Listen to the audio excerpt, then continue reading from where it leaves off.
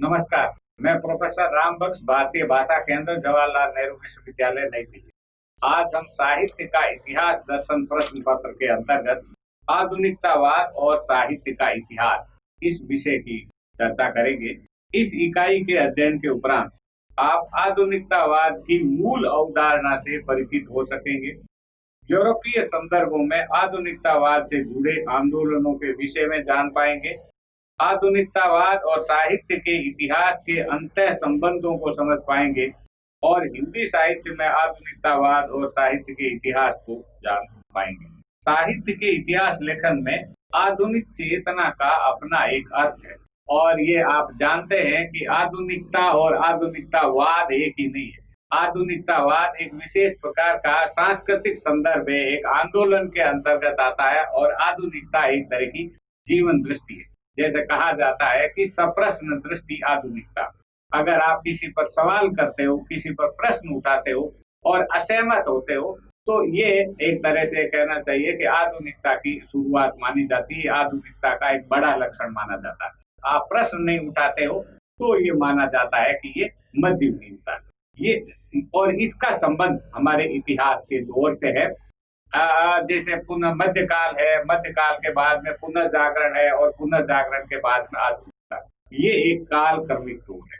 लेकिन जब हम कहते हैं आधुनिकतावाद तो उसका एक अलग तरह का संदर्भ है और आधुनिकतावाद का जो मोटे तौर से जो संबंध माना जाता है वो औद्योगिकरण से संबंध पाता है। औद्योगिक पूंजीवाद, पुनर्जागरण के बाद यूरोप में जिस पूंजीवाद की औद्योगिकरण की शुरुआत हुई, उसके साथ में इस आधुनिकतावाद का रिश्ता माना जाता है। ये जब यूरोप में आया तो एक बात बड़ी महत्वपूर्ण है जो आधुनिकतावाद के उसको जानने के लिए जरूरी है कि आधुनिकतावाद ने सबसे पहले रोमांटिसिज्म का विरोध किया। ये जो स्वच्छंदतावाद है, स्वच्छंदतावाद में माना जाता है कि जो भावुकता है इसमें कविता है और मनुष्य की जो उम्र है, किशोर अवस्था की जो उम्र होती है, इस समय मनुष्य सबसे अधिक पवित्र होता है।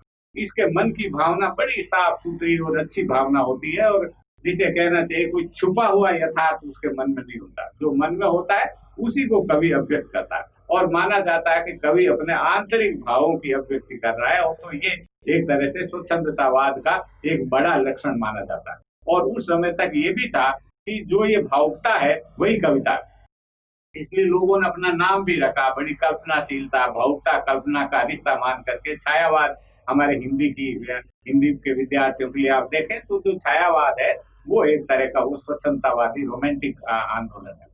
ये जो आधुनिकतावाद आया तो उन्होंने ये कहा कि ये भावुकता नहीं सही है, ये भावुकता तो मूर्खता है। आधुनिक जो व्यक्ति होता है वो बौद्धिक होता है और वो सिर्फ बाहर ही नहीं देखता, वो अपने भीतर भी देखता। और उसके बाद वो कहता है कि मनुष्य के मन के अंदर ही बहुत सारी दुनिया छिपी हुई होती है और इस छिपी हुई दुनिया की जो अभिव्यक्ति करता है कलाकार, वो आधुनिकतावादी दर्शन चिंतन के लिए बहुत ही महत्वपूर्ण है। इस संदर्भ में जो आधुनिकतावाद है वो एक ही तरह का कोई साहित्य कलात्मक आंदोलन नहीं है। कला में, साहित्य में, स्थापत्य में, मकान और भवन बनाने वाली कला से लगा के चित्रकला और संगीत तक सब पर आधुनिकतावाद का प्रभाव। और इसलिए आधुनिकतावाद सिर्फ साहित्यिक आंदोलन नहीं है। और अगर हम देखें चित्रकला में तो चित्रकला में प्रभाववाद था, दादावाद था, सुररियलिज्म था, क्यूबिज्म था, इस तरह के कई वाद इसके अंदर पनपे। ये जो दार्शनिक चिंतन के हिसाब से जैसे प्लैंक का क्वांटम सिद्धांत था, आइंस्टीन का सापेक्षता का सिद्धांत आया, नीत्शे का विल ऑफ पावर, बर्गसां काल की अवधारणा, विलियम जेम्स का emotion and inner time, fried का स्वप्नों की व्याख्या, कार्ल जुंग की सामूहिक चेतना की अवधारणा और भाषा वैज्ञानिक ससूर का भाषा वैज्ञानिक चिंतन। ये जो है इस समय की जब आधुनिकतावाद था, इस समय का एक बौद्धिक वातावरण के रूप में ये चीजें हमारे सामने आई और इनको जो है हम ये मानते हैं कि आधुनिकवाद की एक दार्शनिक पृष्ठभूमि है और जिसका आपस में कोई रिश्ता नहीं। तो ये जो स्वच्छंदतावाद है, इस स्वच्छंदतावाद के साहित्य में कई अभिव्यक्तियां, जिसमें से एक जैसे मानी जाती है कि इसमें प्रथम दृष्टि से जो उत्पन्न प्रेम होता है वही प्रेम सच्चा होता है और वही अंत तक रहता है और बाद वाला जो प्रेम होता है वो क्षतिपूर्ति की तरह होता है, पिछले का स्थानापन्न होता है, उसके जैसा जैसा ही प्रेम आदमी करता रहता है। इस पर एक कहानी आपने पढ़ी हुई मनु भंडारी की, यही सच है। तो मनु भंडारी की कहानी में वो जो नायिका है वो एक बार पहली एक प्रेम करती है, फिर एक दूसरे व्यक्ति से प्रेम करती है। जब वो दूसरे व्यक्ति के पास आती है कहा तो उस समय तो मैं बड़ी बेवकूफ सी थी, मेरे को कुछ पता नहीं था, कुछ समझ थी नहीं, वो कच्ची उम्र का क्या है, ऐसे ही वो भाव आए ही नहीं। अब जो मैं समझ बूझ करके बौद्धिक तरीके से जो मैंने निर्णय लिया है वो निर्णय प्रौढ़ सही है। तो आधुनिकतावादियों ने ये कहा कि मनुष्य की जो उम्र होती है वो प्रौढ़ होने के बाद है, और प्रौढ़ वय की अनुभूतियां प्रौढ़ होने के बाद जो आप सोचते समझते हो वो एक तरह का आधुनिक दृष्टिकोण है। और जिसे हिंदी में आगे ने कहा कि जो इसका जो प्रेम है वो बौद्धिक व्यक्ति का प्रेम है। तो ये बौद्धिकता कहाँ से आई? इतने सारे दर्शन जो इस समय विकसित हुए थे, चिंतन धाराएं विकसित हुई थी, तो एक दूसरे के बिल्कुल विपरीत थी। इन धाराओं से साहित्य, संस्कृति और कला में बड़ा परिवर्तन हुआ। और जो ये आंदोलन, कला आंदोलन की तरह से जो आंदोलन विकसित हुए, इन आंदोलनों का भी साहित्य पे और इन पे बड़ा प्रभाव पड़ा। एक बात और जो इतिहास, साहित्य के इतिहास की दृष्टि में महत्वपूर्ण है, जिसको हम बाद में भी बात करेंगे, कि आधुनिकतावाद से पहले ये माना जाता था कि जो हमारा अतीत है वो अच्छा था, और अब हम जो काम कर रहे हैं वो अतीत का निरंतर है। अतीत जो है वो हमारा चला आ रहा, हमारे पूर्वज ऐसा थे और हम भी उसी तरह पूर्वजों के द्वारा दिए गए रास्ते पर चल रहे हैं। ये एक तरह की धारणा। और दूसरा ये माना जाता था कि ये जो धारणा है, हम पूर्वजों के अनुसार चल रहे हैं तो वो ठीक कर रहे हैं। आधुनिकतावाद जब आया तो उन्होंने कहा कि नहीं, जितना भी हमारा अतीत है वो अतीत जो है वो दोषपूर्ण है, और अब हम अतीत को छोड़ करके और हम नया कुछ करना जा रहे हैं। ये आधुनिकता में जो नएपन की अवधारणा है, ये साहित्य के इतिहास का एक कहना चाहिए कि निर्णायक मोड़ है, और ये बड़ा गहरा रिश्ता है। आप अतीत को क्या समझते हो? कि अतीत में थी कमियां, बहुत सारी गलतियां थी, अतीत महान नहीं था, अतीत पूजनीय नहीं था, अब हमको इस दुनिया को नया बनाना। इसलिए इतिहास में जिसको कहना चाहिए कि अतीत की जो अतीतता का बोध है, जो भी अच्छा बुरा था वो बीत गया, समाप्त हो गया, और अब हमको आगे नया बनाना है। तो जो आगे की जो दृष्टि है, अब उसको जो जैसे टी.एस. इलियट ने कहा कि जब हम अतीत को देख रहे हैं तो अतीत की वर्तमानता भी तो है। अतीत में से कौन सी चीज आज हमारे लिए अच्छी है, आज हमारे लिए प्रासंगिक है, आज हमारे लिए महत्वपूर्ण है। इसलिए अतीत को देखने का, इतिहास को देखने का भी हमारा दृष्टिकोण बदल गया। इतिहास का वो हिस्सा जो हमारे भविष्य के लिए, हमारे वर्तमान के लिए महत्वपूर्ण नहीं है, उसके प्रति एक दूसरे तरह की आलोचनात्मक दृष्टि हमारी विकसित होगी। और जो हिस्सा अतीत का हमको लगता है कि आज के जीवन के हिसाब से महत्वपूर्ण है, हम उसे महत्व देते हैं। जैसे दलित जो लेखक होते हैं, वो आमतौर से दलित लेखकों ने और प्रगतिशील लेखकों ने कबीर को जो महत्व दिया वो इस अर्थ में नहीं दिया कि कबीर उस समय जो भी थे, आज के समय में ऐसा लगता है उनको कि कबीर का जो चिंतन है, या रैदास का जो चिंतन है, या गोरखनाथ का जो चिंतन है, वो चिंतन हमारे लिए महत्वपूर्ण है। तो ये जो प्रासंगिकता होती है, अतीत के ऊपर वर्तमान की छाया पड़ती है, और तब अतीत का मूल्यांकन अपने ढंग से होता है। इसी तरह से जब साहित्य की सामाजिक उपयोगिता की जब चर्चा होती है तो कहते हैं भैया रीति काल तो बड़े पतनशील सामंती मूल्यों का काव्य है, और ये मनोरंजन के क्षुद्र मानसिकता से भरा हुआ, इसलिए ये 200 साल तो हिंदी साहित्य के ऐसे बर्बाद है। ये जो समझ है, ये समझ हमें आधुनिकतावाद के कारण आती है, क्योंकि आधुनिकतावाद अतीत को, इतिहास को एक आलोचनात्मक दृष्टि देने का एक तरह का सिद्धांत है।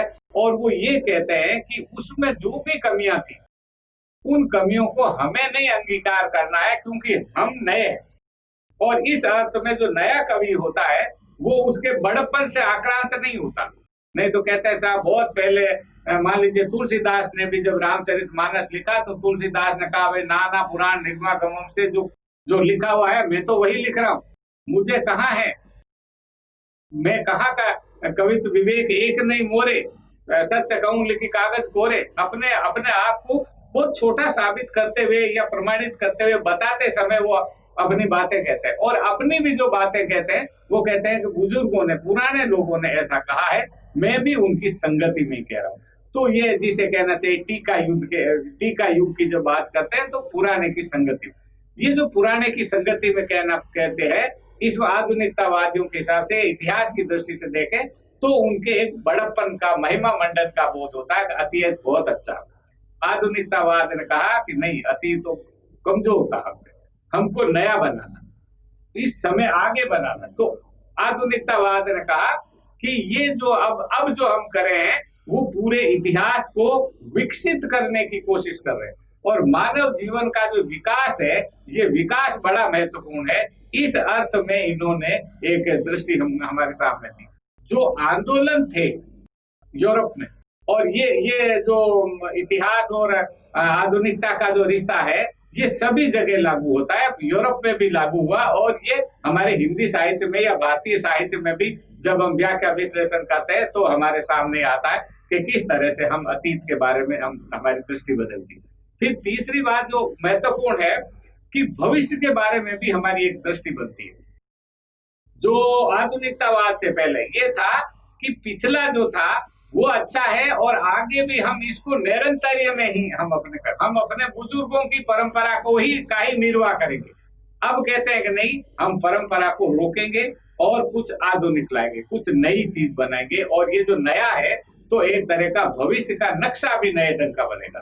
तो भविष्य का नक्शा कैसा हो जाए, यहाँ पर जो चिंतन है जिनका मैंने अभी जिक्र किया, नीत्शे से लगा करके और फ्राइड से लगा करके, यूंग से लगा के, और भाषा वैज्ञानिक चिंतकों से लगा के, या डार्विन के सिद्धांत को लगा के, या बाद में चल करके मार्क्स ने अपने सिद्धांत रखे, तो ये सब विरोधी जो लोग थे, ये सब मिलकर के एक कोरस की तरह से, एक समूह की तरह से ये आधुनिकता की मानसिकता है। इसलिए आधुनिकता एक वाद एक नहीं है, आधुनिकता के अनेक वाद है, और उन्होंने साहित्य, संस्कृति, कला और इसमें भी बहुत सारे वादों की जो है इन्होंने सृष्टि की।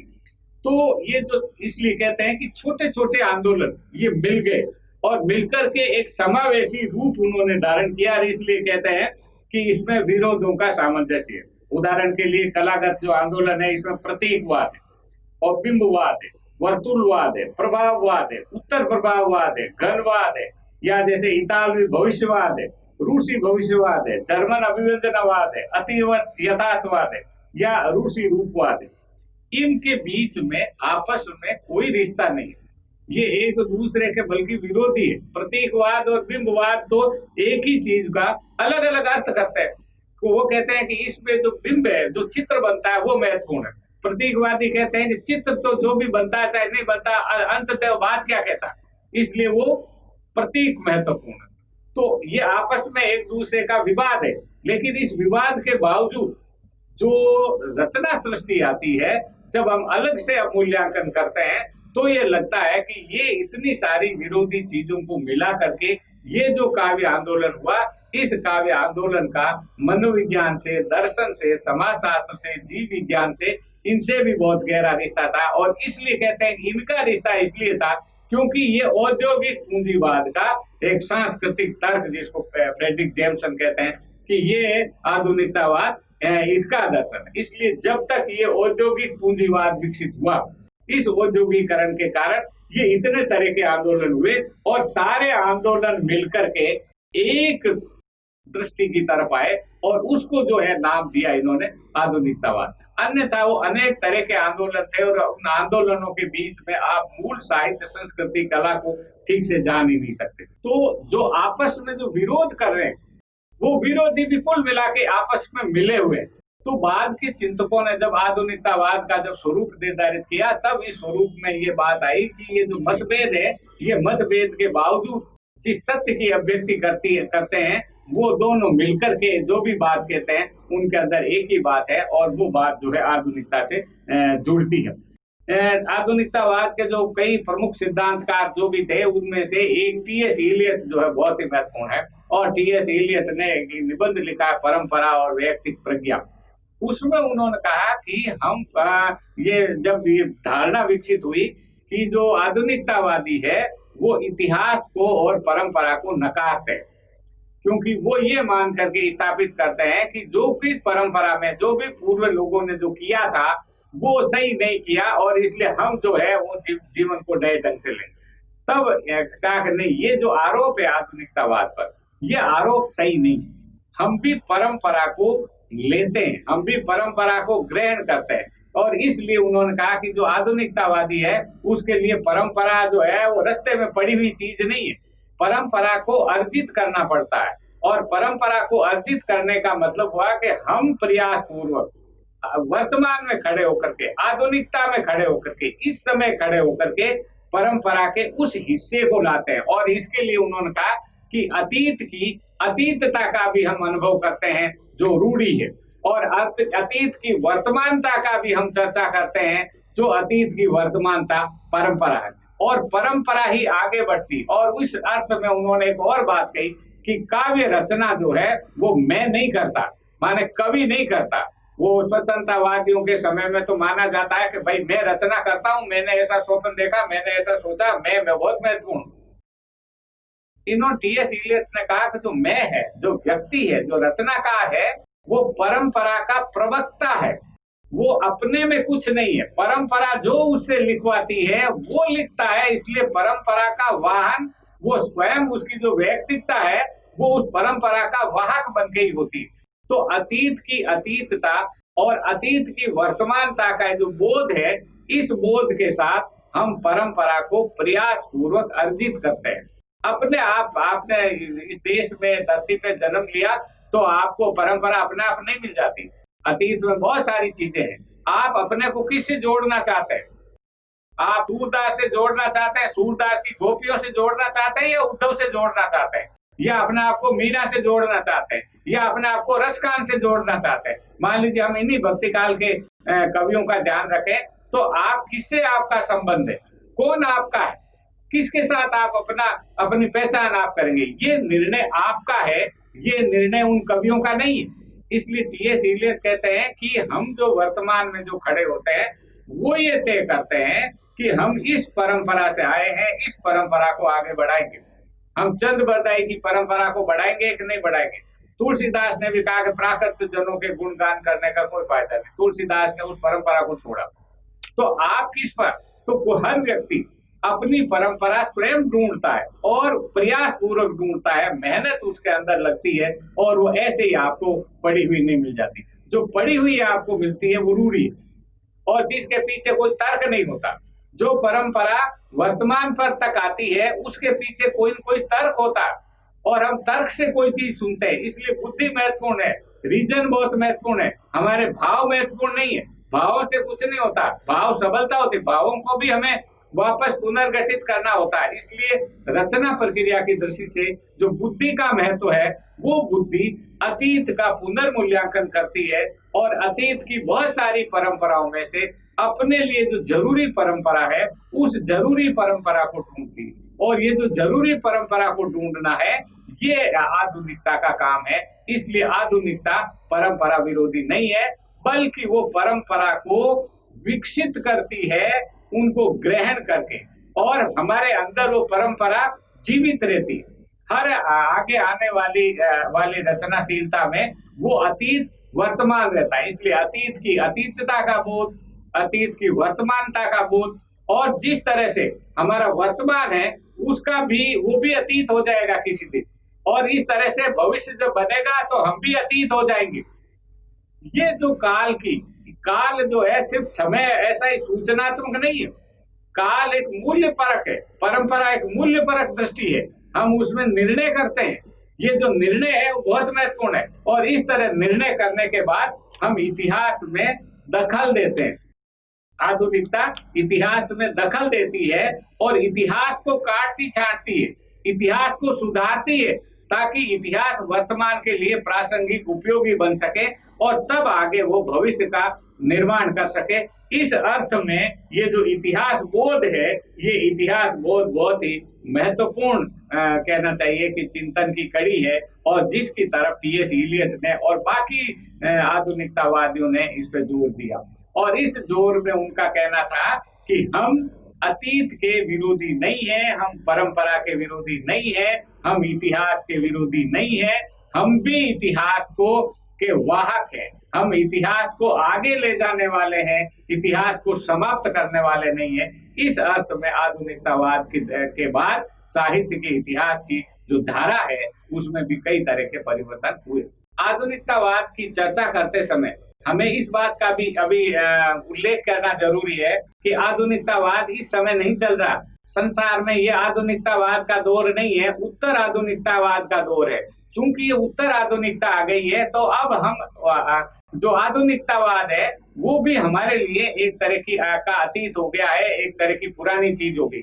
जब हम सृजनरत होते हैं, जब हम किसी युग में होते हैं, जब इतिहास में हम कर्ता की भूमिका में होते हैं, तब हम उस आंदोलन को उसको ठीक से समझ नहीं पाते, क्योंकि हमको पता नहीं चलता कि किस तरह का आंदोलन। जब वो आंदोलन समाप्त हो जाता है तब उसकी अच्छाई और बुराई के बारे में हम अच्छी बातें कर सकते हैं।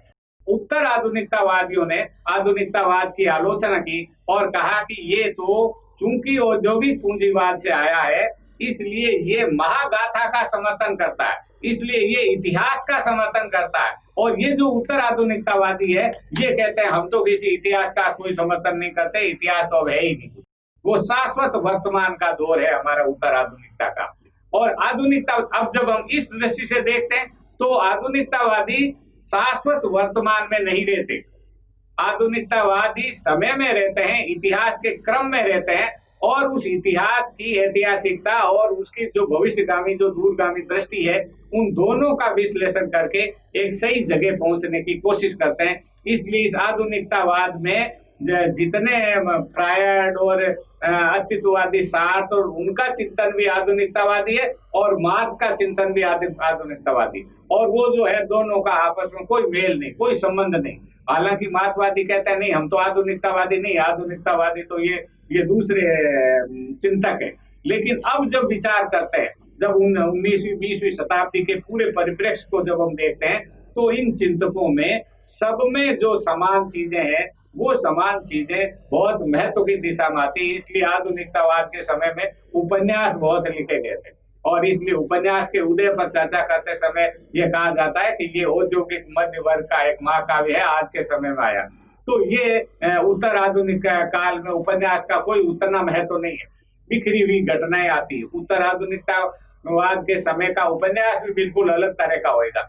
तो ये जो आधुनिकतावाद का जो दृष्टि है इतिहास के प्रति उसको हम नए ढंग से भी समझ करके देख सकते हैं और वो इतिहास को नकारते नहीं बल्कि इतिहास के प्रति एक आलोचनात्मक रूप अपनाते हैं। उस आलोचनात्मक रूप में इतिहास के चिंतकों में कोई सहमति हो ये कोई आवश्यकता नहीं, आपस में एक दूसरे की असहमतियां हो सकती है लेकिन उनकी एक समझ है, उनका एक दृष्टि है और वो उस इतिहास को और उस अतीत को अपने लिए महत्वपूर्ण मानते हैं, जिसको वो कहते हैं कि हमारी परंपरा है, जो हमारी हड्डियों में परंपरा हमारी जी रही है। उस अर्थ में ये बहुत महत्वपूर्ण है और भले ही वो समाप्त हो गया लेकिन हमारे चिंतन का एक विशेष दौर था, उस दौर की कलात्मकता को समझने के लिए हमें इसको जानने की जरूरत है। यदि हम हिंदी साहित्य का विश्लेषण करें, उसको देखने की कोशिश करें तो हिंदी साहित्य में आधुनिकता की शुरुआत अपने ढंग से अलग से भारतेंदु हरिश्चंद्र के समय सब मानते हैं कि साहित्य में आधुनिकता आई और उसके बाद में उसका विकास हुआ। लेकिन जिसे हम आधुनिकतावाद कहते हैं वो हमारे यहाँ बहुत बाद में हुआ और कुछ लोगों का मानना है कि आप इसको छायावाद के समाप्ति से हमें इस आधुनिकतावाद की शुरुआत मान सकते हैं जब प्रगतिवाद आया, क्योंकि प्रगतिवाद भी एक तरह का आधुनिकतावाद है।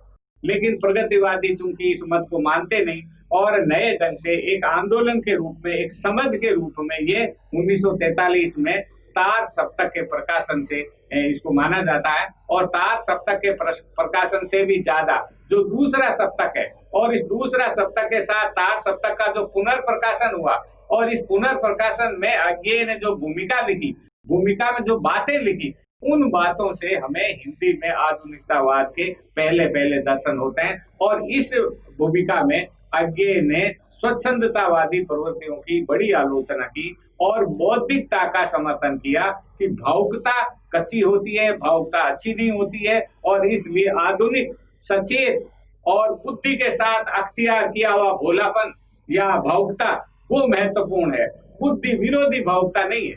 बुद्धि विरोधी भावुकता जो है वो बच्चन आदि उत्तर हालावादी कवियों में पाई जाती है। कहा ये नहीं है, बुद्धि विरोधी नहीं है, बुद्धि सृजन करती है। और इसलिए 43 के बाद हिंदी में आधुनिकतावाद का आगमन होता है, और विशेष रूप से प्रयोगवादी कवियों में, जिसमें दो दार्शनिकों का सबसे अधिक प्रभाव पड़ा। एक प्रभाव हमारे यहाँ पड़ा मनोविश्लेषण का, फ्राइड के सिद्धांतों का प्रभाव पड़ा, और जिसके आधार पर अज्ञे ने शेखर एक जीवनी उपन्यास लिखा है। इसमें शेखर का जो चरित्र है वो एक तरह से फ्राइड के मनोविश्लेषण का एक साहित्यिक आप रूपांतरण आप उसको कह सकते हैं। इस अर्थ में और भी लोगों ने, डॉक्टर देवराज ने और काफी आई 15-20 कृतियां हमारे हिंदी में इनकी आई, लेकिन एक आंदोलन की तरह से नहीं आया, एक प्रवृत्ति की तरह से आई। दूसरा जो प्रभाव पड़ा हिंदी में आधुनिकतावाद के संदर्भ में, वो पड़ा अस्तित्ववाद का। अस्तित्ववाद का बल्कि ज्यादा प्रभाव पड़ा धर्मवीर भारती का अंधा युग है। उस अंधा युग में हमको अस्तित्ववाद के दर्शन दिखाई देते हैं। कुंवर नारायण की रचनाओं में हमें अस्तित्ववाद के दर्शन दिखाई देते हैं। तो और रामविलास शर्मा ने तो मुक्तिबोध पर भी अस्तित्ववाद के आरोप लगाए हैं कि उन पर भी अस्तित्ववाद का प्रभाव है। तो हिंदी में जो आधुनिकतावाद आया वो इस अस्तित्ववाद के कारण आया, और इसके बाद में जो पुराना साहित्य था उस पुराने साहित्य के प्रति भी एक दृष्टिकोण बदला। जिस समय छायावाद रचा जा रहा था उस समय माना जाता था कि पंत जो है ना बहुत सही छायावाद के प्रतिनिधि कवि है, क्योंकि छायावाद में जिस तरह की किशोर वय की भावुकता होती है उसकी सबसे सफल अभिव्यक्ति पंत में। लेकिन जब ये आधुनिकतावादी आ गए, प्रयोगवाद आ गया, बुद्धि का महत्व जब आया, तब पंत महत्वपूर्ण नहीं है। उसके बाद में जो महत्व का बिंदु आया, प्रगतिवादियों ने कहा कि निराला महत्वपूर्ण है, और इन आधुनिकतावादियों ने अज्ञे आदि के खेमे में अंदर कहा गया कि नहीं, जयशंकर प्रसाद जो है वो बहुत महत्वपूर्ण है, क्योंकि उनकी रचना में वो आपको दर्शन दिखाई देता, और दर्शन के कारण जो है कामायनी भव्य रूप में आती है। हालांकि उतना उस तरह से उनके पक्ष में ज्यादा नहीं कह पाए, पर कहना चाहिए कि जो अपना निकट अतीत है उस निकट अतीत के साथ उन्होंने एक नया रिश्ता बनाया, और नया रिश्ता बना करके और तब साहित्य में जो आधुनिकतावाद है वो हमारे सामने हिंदी साहित्य में आया, और उसका जो लेखन है, उसका इतिहास है, उसे हम इन दो दार्शनिकों के माध्यम से समझ सकते हैं। इसके अलावा जो द्वितीय विश्व युद्ध है, उस द्वितीय विश्व युद्ध का भी हमारे साहित्य पर प्रभाव पड़ा। यूरोप में प्रथम विश्व युद्ध का भी प्रभाव पड़ा था, और प्रथम विश्व युद्ध से पहले आधुनिकतावाद शुरू हो गया था। उसके बाद में द्वितीय विश्व युद्ध तक की मानसिकता है वो भी आधुनिकतावाद का हिस्सा है, और विश्व युद्ध के बाद भी जो पीड़ा, चिंतन, संतरास की जो अभिव्यक्ति, घुटन, अकेलापन जो ये व्यक्ति के अंदर आया, उसकी अभिव्यक्ति भी यूरोप में होती। लेकिन हमारे यहाँ चूंकि तब तक हिंदी में एक अच्छा खासा तबका अंग्रेजी पढ़ा लिखा हो गया था, और अंग्रेजी पढ़े लिखे तबके ने यूरोपीय साहित्य को ज्यादा बारीकी से समझा, और वो हिस्सा हिंदी साहित्य में के लेखन की दिशा में आया, तो वो जो पश्चिम की प्रवृत्तियां थी वो जल्दी हमारे भीतर आई। इसलिए द्वितीय विश्व युद्ध का जो प्रभाव है वो हम अंधा युग में देखते हैं कि जब वो महाभारत की व्याख्या कर रहे होते हैं धर्मवीर भारती, तो कहीं न कहीं उनको लगता है कि ये जो अंधा युग आया है ये इस द्वितीय विश्व युद्ध की मानसिकता के साथ जुड़ा हुआ है। तो द्वितीय विश्व युद्ध और महाभारत की लड़ाई इसको जोड़ा। एक और बात भी हमारे इस समय में आधुनिकतावाद के परिणाम स्वरूप हुआ कि अतीत की जो हमारी घटनाएं थी, जो बड़ी घटनाएं थी, उनकी इन्होंने पुनर्विश्लेषण किया, पुनर्व्याख्याएं की, और उन्होंने नए ढंग से जो हमारे पौराणिक प्रसंग थे उनका आधुनिक अर्थ में करके उसका चित्रण किया। संशय की एक रात लिखी, निराला ने राम की शक्ति पूजा लिखी, और भी बहुत सारे कवियों ने जो इसी तरह से दिनकर ने जो है वो कर्ण के चरित्र को लेकर के रश्मि रति में एक अलग चरित्र हमारे सामने आया, और कहा कि ये जो है नायक है। हमारी जो इतिहास की जो समझ थी, उस समझ के बाद उसका जो पुनर्आविष्कार किया, और एक तरह से नए युग के अनुरूप नई व्याख्या करने की कोशिश की, जिसकी तरफ हम ये कह सकते हैं कि आधुनिकतावाद के प्रभाव से आया, और उसी प्रभाव से हमारे हिंदी साहित्य का इतिहास प्रभावित हुआ। और रामचंद्र शुक्ल के बाद में जो इतिहास लिखे गए, हजारी प्रसाद द्विवेदी ने जैसे लिखाया, तो उनके ऊपर हम इसके प्रभाव को देख सकते हैं। तो ये आधुनिकतावाद हिंदी में आया, इसकी बड़ी निंदा भी हुई, बड़ा विरोध भी हुआ, लेकिन ये प्रवृत्ति हमारे यहाँ सजग रूप से रही और कुछ समय तक एक तरह से कहना चाहिए कि बौद्धिक वर्चस्व की स्थिति में थी। और इसी आधुनिकतावादी प्रवृत्ति ने हिंदी में प्रगतिवाद से संघर्ष किया, तो प्रगतिवाद बनाम आधुनिकतावाद, ये जो विवाद है ये हमारे हिंदी साहित्य में बहुत महत्वपूर्ण रूप में सामने आया। उसके कारण कई तरह की रचनाएं हमारे सामने आई। कई बार संघर्ष से रचनाशीलता का जो विकास होता है वो विकास हम हिंदी में देख सकते हैं। और इस विवाद की जो जीवंतता है वो जीवंतता अनेक रूपों में सामने आई। जो चिंतन में जैसे नई समीक्षा का बाद में प्रभाव पड़ा, तो नई समीक्षा के प्रभाव से हमारी आलोचना में भी परिवर्तन हुआ। और कुछ लोगों ने आरोप भी लगाया कि नामवर सिंह जो मार्क्सवादी है, लेकिन उनके ऊपर नई समीक्षा का प्रभाव है। तो नई समीक्षा और मार्क्सवाद दोनों को मिला करके नामवर की आलोचना पद्धति आगे विकसित हुई। तो ये जो नई समीक्षा का आना है, उनके अलावा भी विजय देव नारायण शाही ने जो समसामयिकता बोध की जो बात कही थी, उसके अंदर भी नई समीक्षा की प्रवृत्तियों का आप जिक्र देख सकते हैं। तो ये जो साहित्यिक आंदोलन के रूप में ये आधुनिकतावादी आंदोलन ही माना जाएगा पश्चिम के हिसाब से, तो नई समीक्षा, क्योंकि टी.एस. इलियट से नई समीक्षा शुरू हुई, टी.एस. इलियट से आधुनिकता शुरू हुई, और इस आधुनिकता और नई समीक्षा का जो रिश्ता है, जो प्रभाव है, वो बाद में चल करके हमारे हिंदी में भी आया। इस तरह हिंदी में भी आधुनिकतावाद अपने ढंग से सक्रिय और महत्वपूर्ण चिंतन प्रणाली बनेगी।